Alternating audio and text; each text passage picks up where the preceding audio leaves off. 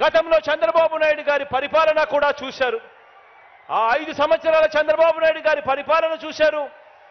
ఈ 57 నెలల పరిపాలన, మన పార్టీ పరిపాలన, మీ బిడ్డ పరిపాలన, మీ అన్న పరిపాలన చూశారు.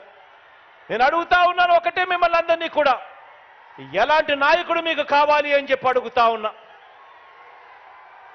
చంద్రబాబు నాయుడు గారి మాదిరి ఎన్నికలు వచ్చేసరికి రంగురంగుల మేనిఫెస్టో చూపించి,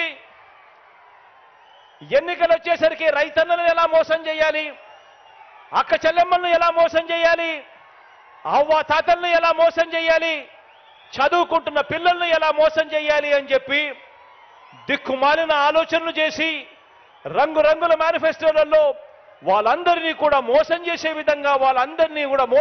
విధంగా అడుగులు వేస్తూ ఆ మేనిఫెస్టో రూపొందించి ఆ తర్వాత అధికారంలోకి వచ్చిన తర్వాత ఆ మేనిఫెస్టోని తీసి చెత్తబుట్టలో వేసి ఆ అక్క చెల్లెమ్మలను పట్టించుకోకుండా, ఆ రైతన్నలను పట్టించుకోకుండా, ఆ అవ్వ తాతలను పట్టించుకోకుండా, ఆ చదువుకుంటున్న పిల్లలను పట్టించుకోకుండా అందరినీ కూడా మోసం చేస్తా ఉన్నా అలాంటి చంద్రబాబు నాయుడు గారి మాదిరిగా ఉండాలనా అని అడుగుతా ఉన్నాను నేను మిమ్మల్ని అందరినీ కూడా.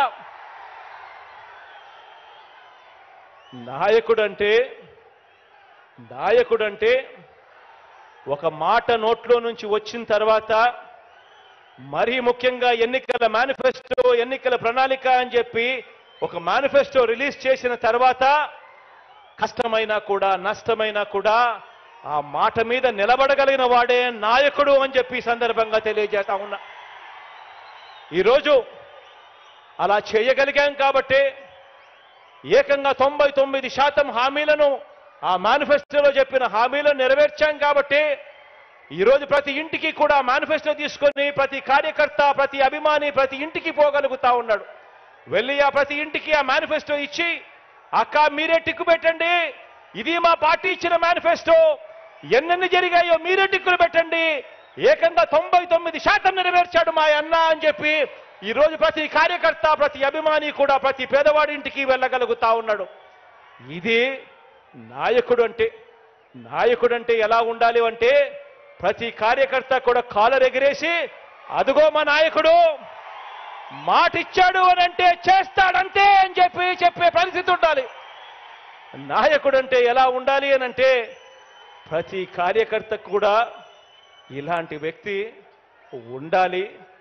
రాష్ట్రానికి, ప్రజలకు, మాకు అండగా తోడుగా అని చెప్పి అనిపించే విధంగా ఒక నాయకుడు అనేవాడు ఉండాలి.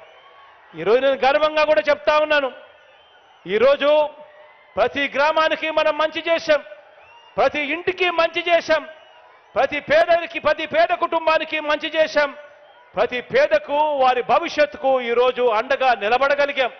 ఈరోజు గర్వంగా కూడా చెప్తా ఉన్నా, మాట ఇచ్చాం, మాట నెరవేర్చాం, మళ్ళీ ప్రజల దగ్గరికి మాట నెరవేర్చామని చెప్పి ప్రజల దగ్గరికి వెళ్ళే పరిస్థితి ఈరోజు మనకు, మన వైఎస్ఆర్ కాంగ్రెస్ పార్టీకి ఉంది.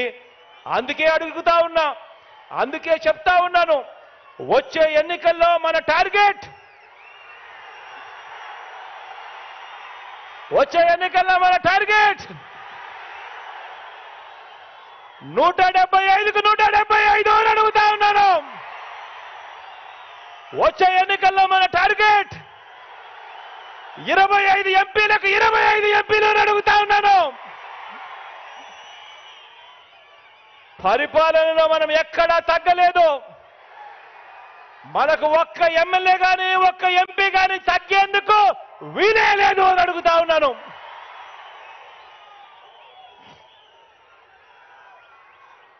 ఇది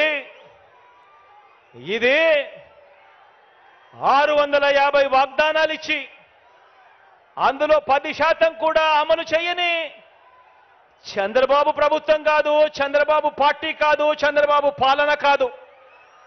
ఇది ఏకంగా 99% వాగ్దానాలు అమలు చేసి